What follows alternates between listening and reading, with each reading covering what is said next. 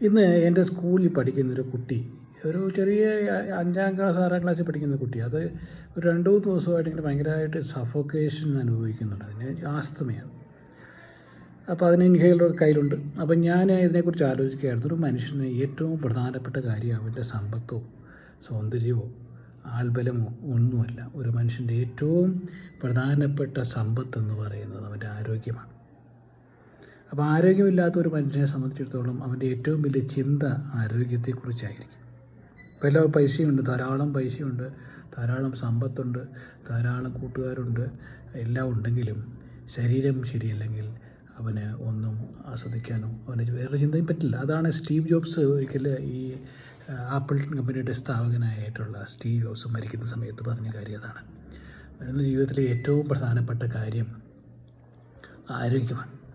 പക്ഷെ ആരോഗ്യത്തിന് എങ്ങനെ ആരോഗ്യവാന്മാരെ ഇരിക്കാം എന്നതിനെക്കുറിച്ച് പലർക്കും അറിയില്ല. സത്യത്തിൽ ആരോഗ്യമെന്ന് വിചാരിക്കുമ്പം വലിയ മസിൽ മാൻ ജിമ്മിൽ പോയിട്ട് കുറേ 6 പാക്ക് ആകുന്നതോ അല്ല. അതുമാത്രമല്ല ആരോഗ്യം എന്ന് പറയുന്നത്.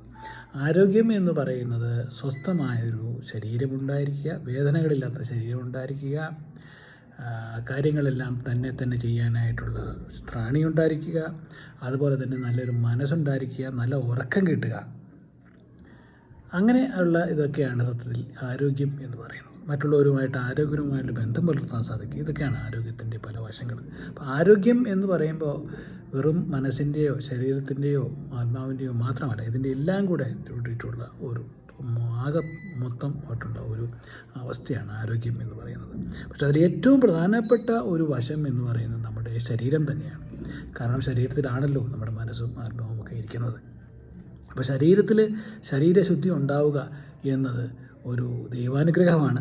ആ അനുഗ്രഹത്തിന് വേണ്ടി നമുക്ക് എല്ലാവർക്കും പരിശ്രമിക്കേണ്ടത് ആവശ്യമുണ്ട്. അതിന് നമുക്ക് കുറേ ധാരാളം ഘടകങ്ങളുണ്ട്. അതിൽ ഉറക്കമുണ്ടാകാം, വ്യായാമം ഉണ്ടാകാം, നല്ല സമീകൃത ഭക്ഷണമുണ്ടാകാം, മനസ്സിൻ്റെ ആരോഗ്യമുണ്ടാകാം. ഇതെല്ലാം കൂടെ ഒത്തുചേരുമ്പോഴാണ് ഒരു ആരോഗ്യകരമായ മനുഷ്യൻ എന്ന് പറയാൻ പറ്റുക.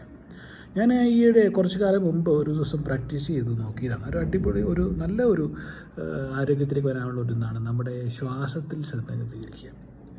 ശ്വാസഗതി നമ്മൾ മനസ്സിലാക്കുക, അല്ലെങ്കിൽ കോൺഷ്യസ് ബ്രീത്തിങ്. പക്ഷേ ഈ ഒരു ആസ്മ ബാധിച്ച ആളെ സംബന്ധിച്ചിടത്തോളം കോൺഷ്യസ് ബ്രീത്തിങ് പറ്റില്ല. കാരണം ബ്രീത്തിങ് തന്നെ ഡിഫിക്കൽട്ടാണ്.